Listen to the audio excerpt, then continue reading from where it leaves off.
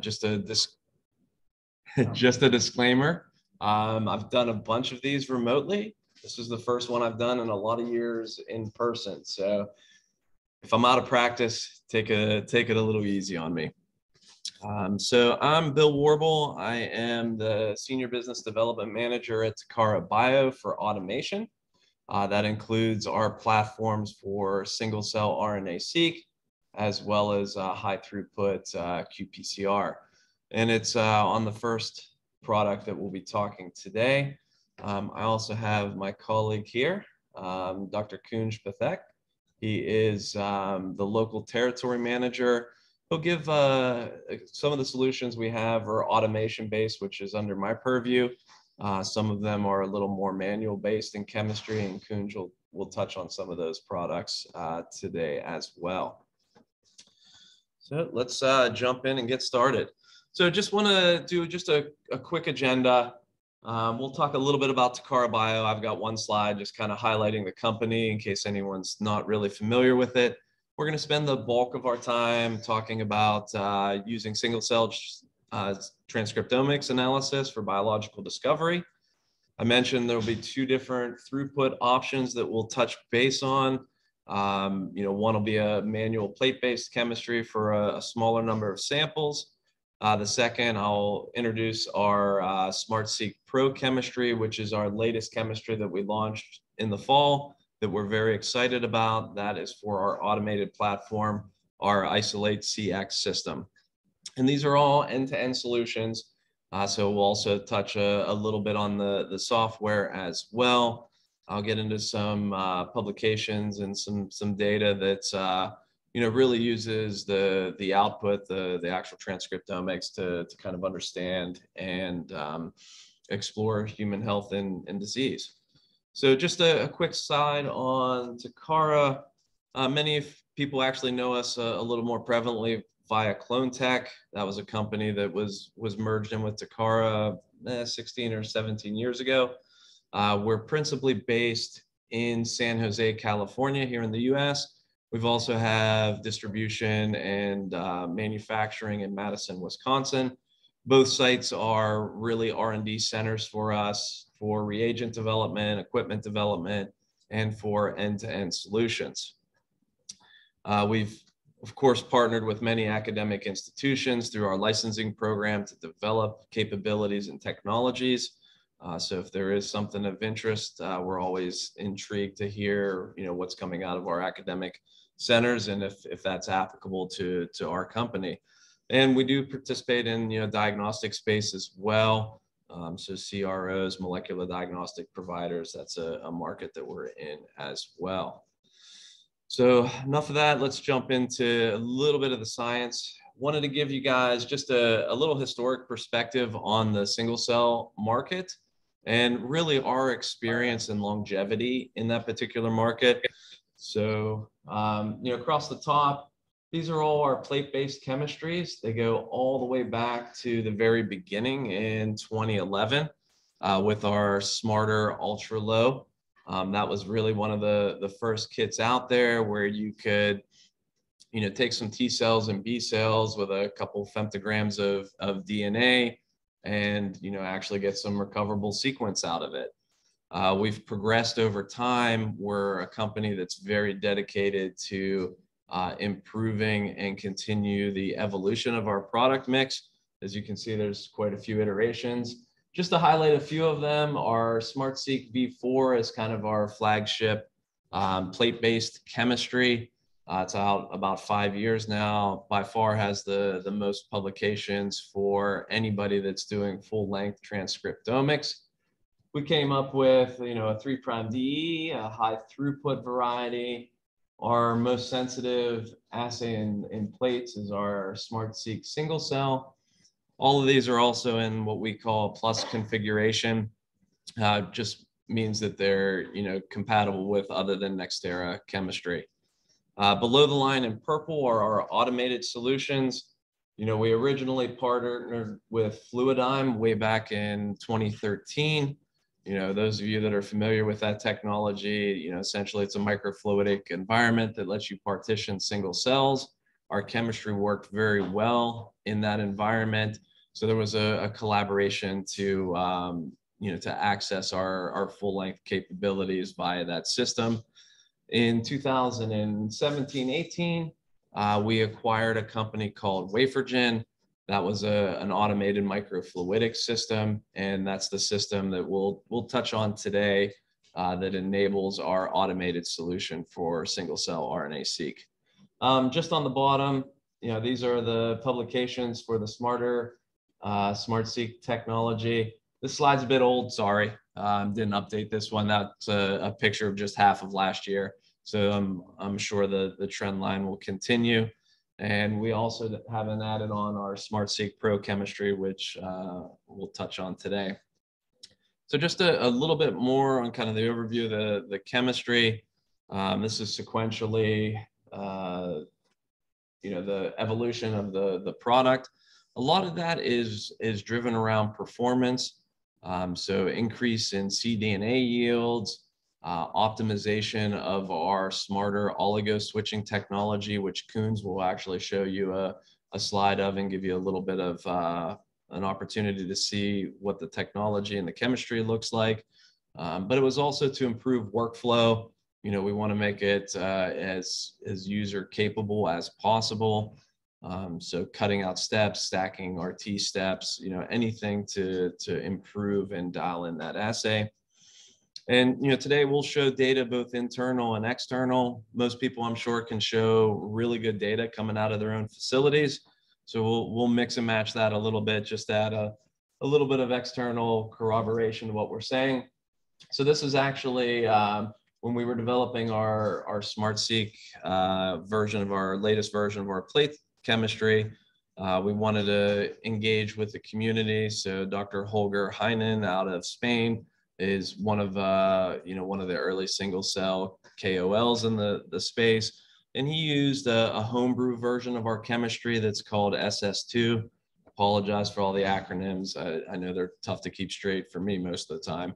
But that's basically a homebrew kit that they utilized.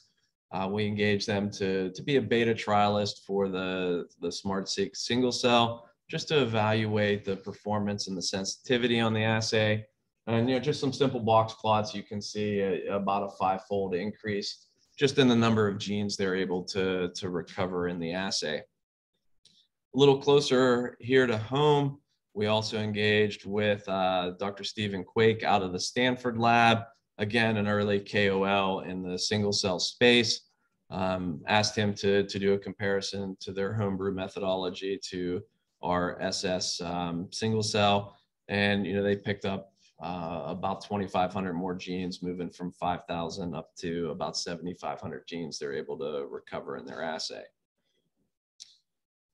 But when we mention full length, we're not just going to talk about the improvement in sensitivity. There are some other added values to that we'll touch on, and the type of biological information that you're able to recover as a result of looking full length. This particular study, I think, does a really good job.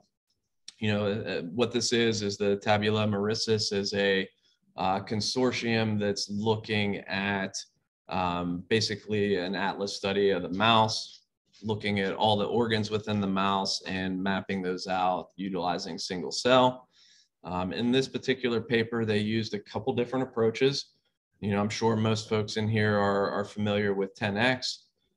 Similar processes and chemistries to that as well, where you're essentially looking just at the 3' end of the transcript or just at the 5' end of the transcript. We call that end counting. So you're basically just looking at either end and counting up what you have. In this particular paper, that gave them a great opportunity to run lots of cells, but very, at a very superficial level. You don't get a lot of depth. But if you do have some rare cell types, you have a lot of statistical power looking at a greater number of cells. These folks also utilize Platebased version of our full-length chemistry. And we're certainly not able to ramp up to the tens of thousands of cells that you can with 10x, for instance.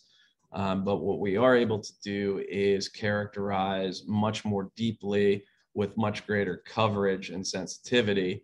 And they used both types of data, pulled it together, and that was really a paradigm that they advanced as a great way to look at the single cell information for this particular project. Just threw up a few references. We'll follow up with anybody that's registered and sign in. We'll provide all the references so you guys can take a look if you're interested in it. These particular ones are focused on SNVs.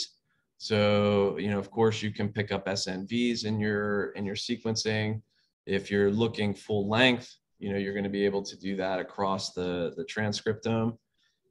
Just to kind of highlight one particular paper. So this was a study by Liu et al. I think this came out in 2019. Yeah. And the reason I picked this one, they do a really good comparison of, if you're interested in SNVs, what you get from an end counting method compared to what you get from a full length method. The other thing this paper did a really great example of is get into a lot of the bioinformatics that's available for SNV analysis.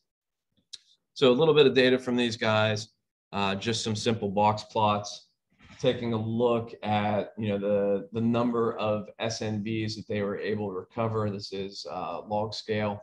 And as you can see, you get 10 to 100 times as much with our SMART chemistry compared to 10x.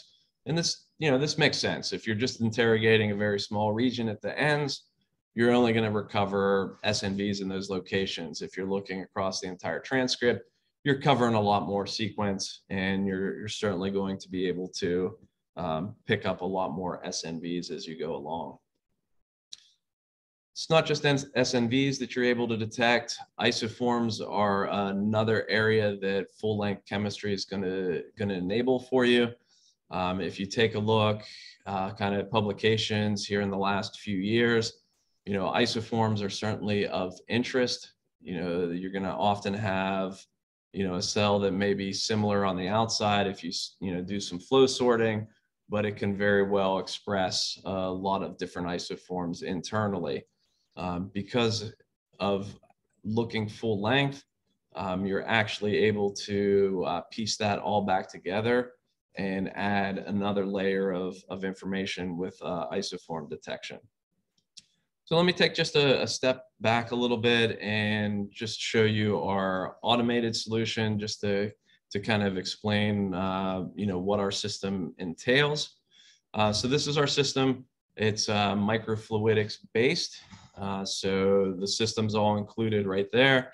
What it actually utilizes, this is a nanowell chip that has about 5,184 wells that are on it. They're there. They don't feel like they're there when you're talking about that small of a volume.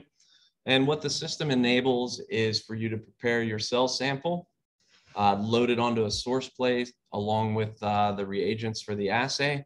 And then the instrument will take over. It has 4 nozzles that will migrate cells from your source plate and dispense them within that nanowell chip.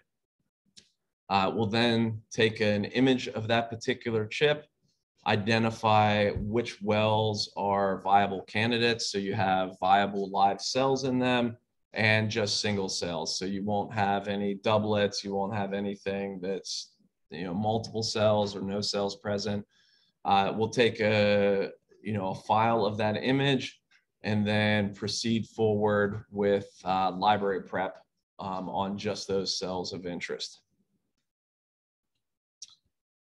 It sounds pretty simple, you just throw a chip in a plate in a machine and off you go. It turns out, when you migrate things down to the nanoliter scale and when you automate them, it's not easy and it's a bit challenging. And part of the reason that we're excited about the solution's capabilities now is because we were less excited about it earlier. So this is just, a real simple comparison, number of genes with our automated system compared to the homebrew. And as I've already mentioned, our SSV4 has much greater sensitivity in the plates. And this is where we were prior to the launch of our SMART-Seq Pro chemistry. And honestly, we weren't too happy with this. The sensitivity just wasn't the same. We lost a good bit of it moving to nanoliter scale on this plot compared to microliter scale and automating it.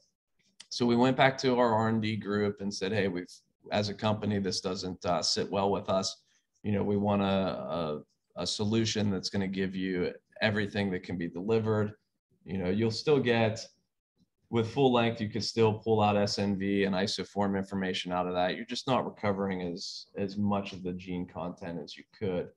So ended up coming back with our SS Pro kit. And honestly, this is why we're a good bit excited. Drastic improvement in the performance in the assay. And this really goes to Takara's roots. We're traditionally an enzyme company. That's where a lot of our strength lies. So with that enzymology and R&D expertise around that, we were able to work in the assay, work in the automated nanoliter environment, and dramatically improve the overall performance. And this is in PBMCs, so it's, RNA, less available RNA in these particular cells. It also works with a multitude of other cells. That's actually one of the tremendous benefits of the system. It's an open platform. Since you're essentially just migrating from a source plate to a nanowell plate based on microfluidics, you've got a lot of availability for different cell types. So if you want to work with nuclei, if you want to work with very large cells, such as things like cardiomyocytes, which can be 100, 150 microns, multinucleated, elongated cells, challenging cell types, all of those things are able to be dispensed within the system, and you're able to isolate single cells from them. There's even a publication out there, a group termed a technique PhenoSeq, and what they were dispensing instead of single cells were actually clusters of cancer cells. And then they would take those individual clusters and go forward with sequencing, being able to identify which cluster these came from. So a lot of capabilities and flexibilities in the approach that we utilize. I do want to touch a little bit kind of on the sensitivity side and talk with you a little bit as it compares to read depth. So if you're using an N counting method, you're assessing a very small piece of the transcript. 10x, for instance, your people are sequencing at the low end, maybe 10 or 15,000 K read depth, maybe up to 50K. When you get much over that, you really don't get much additional benefit. If you put more sequencing capacity to it, you're essentially just going to be resequencing those small sequences. It's a little bit different in our assay. The libraries don't saturate out. So this is actually, we have a much larger schematic, but this one has just a couple points for comparison. So if we're at, the equivalent read depth of about 50K, you're going to pick up more genes than we would expect you to be able to recover on a 3' N counting method. If you devote more sequencing capacity to it, if you take it up to 100K, that'll increase. And if you went all the way to, a reasonable endpoint, this is actually about 2 million reads, you're going to increase the number of recovered genes significantly. So the libraries never saturate out. That's for genes. For transcripts, it's the same trend, but it's actually a little bit skewed more to the capabilities of the full length, because as you're able to pick up isoforms, you're actually able to recover a greater number of transcripts. So you can get upwards, this is probably 8,500, 9,000 transcripts compared to, 2,200 or so. So if you're really interested in, understanding your particular samples in the deepest biological sense, this is a capability that the system will deliver on. Just to touch on a little bit of depth with isoforms, I certainly don't need to get into, what this means for you. There's a lot of post-transcriptional modification that does go on. And there's a growing number of publications in which people are looking at isoforms and their implications within their particular model systems. This is one particular case study that I do want to highlight. This was a publication that came out in 2020, and this particular group looked at PTPRC isoforms. PTPRC is part of the T-cell receptor signal transduction pathway. And one of the interesting things about it is, there's a couple specific isotypes depending on the nature of the T-cell and, whether it's a naive or an established T-cell. There's two different isoforms which are present, and these do have, downstream implications. So we went ahead and replicated this study. This is a little bit busy, so I'll walk through it a little bit. Essentially you've got your normal UMAP plot over here. I think there's 7 or 8 clusters that are in here that you'd be able to generate out of any of your single cell type experiments. And then we take it a step further and actually go ahead and overlay the isoform information. So we looked at which isoforms were present in each of those clusters. I think it's a little visually clearer over here in the violin plots. So you can see in cluster 1, you're going to have principally the 201 isoform and not really the 209. And then conversely, you'll have that for the, one of these is the naive and one of them is the established T cells. So if you want additional information as to your clustering, there are multiple groups that have utilized SNVs as well as isoforms to give you another level of differentiation and ability to further define your clusters. Just another way to look at it, just by these sashimi plots. So we've got our chemistry here at the top. You can see all the different exons, all the different junction points for all the splice variants. Same data, coming out of an end counting platform. You're just going to capture the events here at the 3' end. This is all non-specific junctions or sequence so that you're not able to really differentiate what isoforms you've got in that particular sample. So if you want to do an experiment such as this, where you are interested in what isoforms are present, it's going to be from a full-length chemistry that's going to be able to deliver that for you. This is a particular study that was done out of St. Jude. This one was done on an isolate system, and essentially they did the exact experiment that I outlined, took a look for isoform information, and they did end up finding a B-core isoform, and they were able to link this back to the phenotypes in their leukemia samples. So it certainly does have some real-world applications to the capability. If you happen to be in the cancer space, you are able to identify gene fusions as well. BCR-ABL is probably one of the most predominant fusions in the clinical world. You've got, your BCR gene, your ABL gene. If you sequenced either of these by an end counting, whether you're 5' or 3', you'll pick up the ABL1 gene or you'll pick up the BCR gene, but you won't be able to tell that it's a fusion product.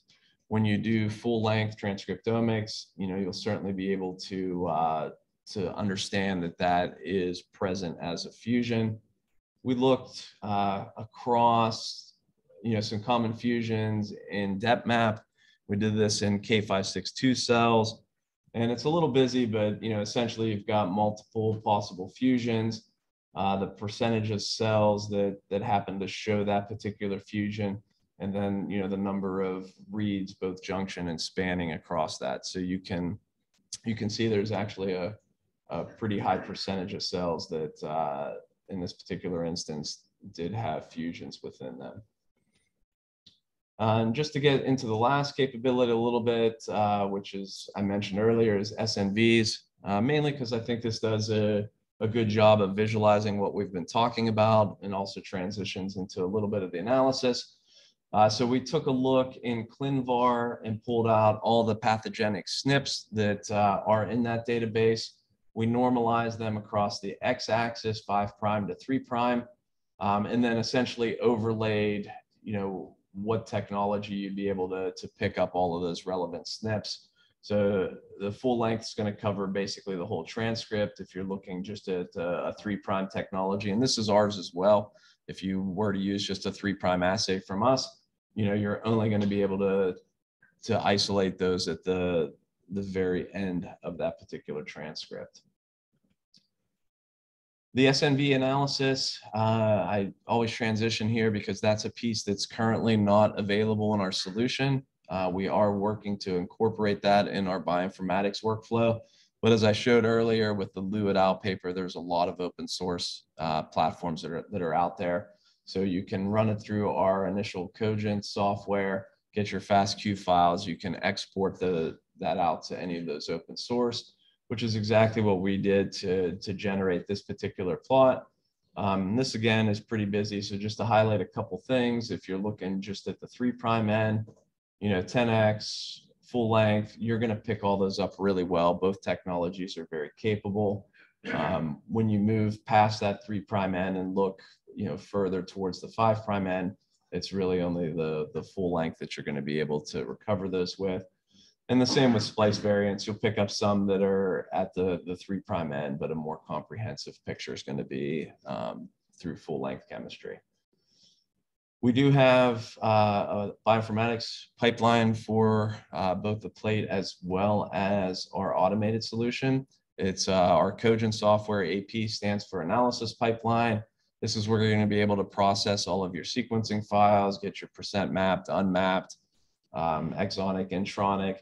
This is just in command line, although, I'm told I'm not versed in command line, but it seems to be a more straightforward, easy command line.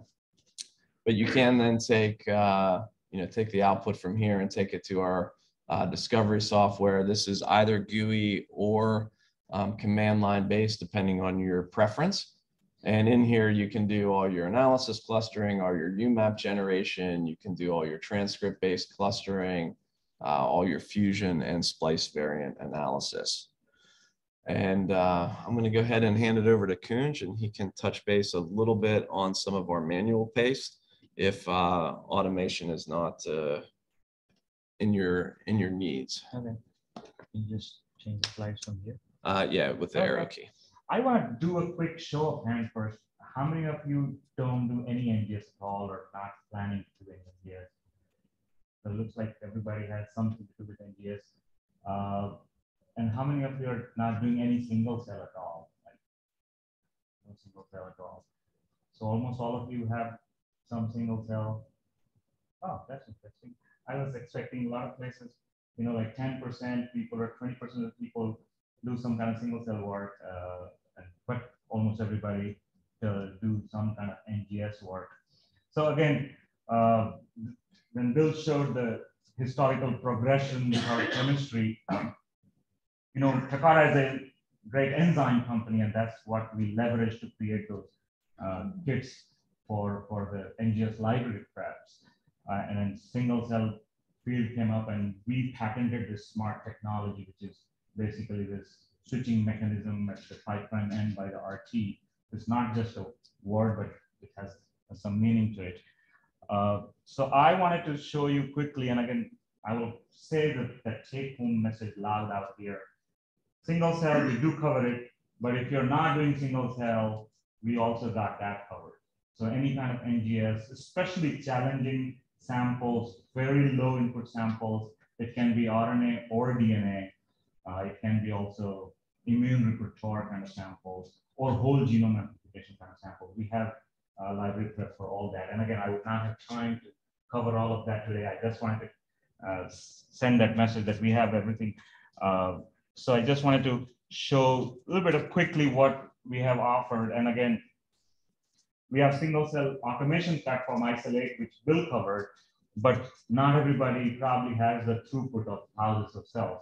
you probably have 50 cells, 100 cells sometimes. So we have single cell, SMART-Seq Plus, which he was showing data. Again, the data can be generated on the automation platform, but it can also be generated on a plate manually after flow sorting the cells. And we have other versions of the same chemistry. So the most popular, the famous one is the bottom one, the SMART-Seq V4, and we have improved on it and changed the protocol a little bit here and there. So we have everything covered. But again, not everybody is interested, suppose, in mRNA sequencing. Some people want to do total RNA. They want to find out the stranded information of the RNA. Some people are working on degraded RNA, or some people are working on some RNA which doesn't have the poly A tail. So the left-hand side is only oligo-DT priming. On the right-hand side, we call it total RNA-seq. Again, basically you can see we cover from almost 1 cell to 1,000 cells, and 1 cell has around 10 picograms RNA. So 10 picogram to 10 nanogram of, so we got to cover whatever samples you have in the RNA. And then we remove the, when you do total RNA sequencing, you will have ribosomal RNA 95% of the time. So we have a technology where we take all the total RNA, we convert everything to the cDNA, and then we remove the cDNA using our ZAP-R probe. So we don't remove the RNA, we remove the cDNA. It's very consistently remove the ribosomal RNA. And again, I was talking about targeted RNA-seq. Mostly immune people use it, the B cell people, T cell people. We have single cell T cell kit.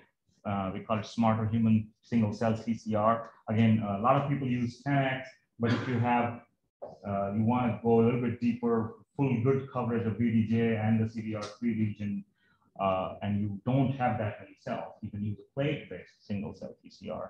And we do have the bulk options. We do have the B cell repertoire kit for both for mouse and human. And we do have some people work on microRNA, so we do have smaller RNA kit here. We have some users. Again, for DNA-seq, again, we are the low input challenging kind of sample company. So anything where you're working with very few cells, and some people probably are doing some CRISPR kind of gene editing, and they want to change something, and they want to do the whole genome amplification to see where are the off targets and those kind of work, they can do this single cell whole genome amplification and then do sequencing or do a qPCR on that cDNA, the DNA. Again, a lot of people also do ChIP-seq. Some people I talk to, they are doing fancy ChIP-seq called cut and run. So very little amount of DNA. You can't even see it on those qubit, the QC. So you can use ThroughPlex, which again, we publish 50 picogram. I have seen some labs, they barely see the DNA and they're still able to get a good quality library. We have, again, different versions. Some people are working on blood DNA, plasma DNA, cell-free DNA. We have different versions of the same kit. So again, going back to where Bill left the talk, he covered the automation part, but again, not everybody is ready for automation or doesn't need automation yet. So we have the plate-based, the same kit available to do it on the plate. And a little bit about chemistry. Again, I think we have plenty of time to cover chemistry. It's very, we call it SMART. I already explained it. It's basically any mRNA. We use oligo-DT on the 3' end, and we use an RT. I think we have optimized it. Most of the RTs do add a couple of nucleotides after finishing that cDNA because of the terminal transferase activity. And we leverage that. We created our own mix of oligos with those 3-4 extra nucleotides and with the administrative sequence on the 5' side. So we use those 2 nucleotides, and that RT actually switches the template and finishes that entire sequence of cDNA. Now we have the sequence known on both ends. So we just do a high quality PCR using that sequence, and you get a double-stranded cDNA. Again, you don't have to take it to Illumina library prep. You can use, a lot of people are doing Oxford Nanopore nowadays, so you can use that to do a long read if you want to. PacBio, I don't think PacBio, we don't have, they need much more amount of nucleic acid. So, but probably they are working on something to create that. They use our kit in a different way to kind of do long reads. So again, showing some of the data again. I hate that the people who don't buy the kits, they also use the same word, smart. They call it SMART-Seq 2, but it has nothing to do with our. We don't sell that. It's when you do it at your own. It's published as SMART-Seq 2, and our kit has much more. I mean, a little bit improved data, especially if you see the left side of the graph. We have almost 20% more. The blue part is the exonic, the gene part, and then some intergenic region and some ribosomal reads. The homebrew has also improved a lot, so they call it SMART-Seq 3 now. For the T cells, that's the data showing the percentage of map reads. Again, showing genes identified, we do catch much more number of genes using our kit. So basically get more out of your data. And again, you know, I came from a lab where I was not allowed to buy kits. I was doing everything by hand, but if something goes wrong, you know, we got you covered. We have tech support. It has a list of 20, 25 items you need to buy when you're doing homebrew. So we provide everything in package QC. You can use us instead of doing homebrew. Again, some people, they do want to use our kit, but in a little bit higher throughput, but they are not ready to spend money on the automation, but they already have a robot sitting in the lab. So they ask me, hey, Kunj, can I reduce the volume of the reagents needed using our existing high throughput robots? And can we not lose the data? So we actually listened to them. We partnered with a robot selling company, the liquid handler selling company, SPT Lab Tech. They sell an instrument called Mosquito, where you can do a 384 well plate, low volume kind of assays. And in this assay, we show that, you know, full volume or the 1/8 volume of our reagent, you don't lose any data quality. And even the R values very good between those two different types of assays, 1/8 versus full.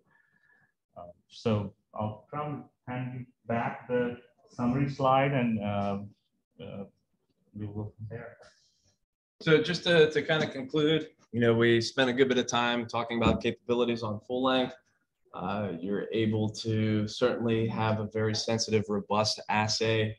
You're able to pick up, you know, highly reproducible and sensitive data, additional information, isoforms, gene fusions, and SNPs, you know, whether you're in an automated or in a manual environment. So before I close it out and ask for any questions, anyone that's came in a little late, if you can make sure that you sign in, we would appreciate it. There are some surveys back there. We certainly welcome all feedback. We're always looking at the next iteration of products. So eventually we will be redesigning our automated system. So if there's any feedback or interest, applications, you know, we would welcome to understand what you guys are doing and a little bit feedback where you're looking in the future.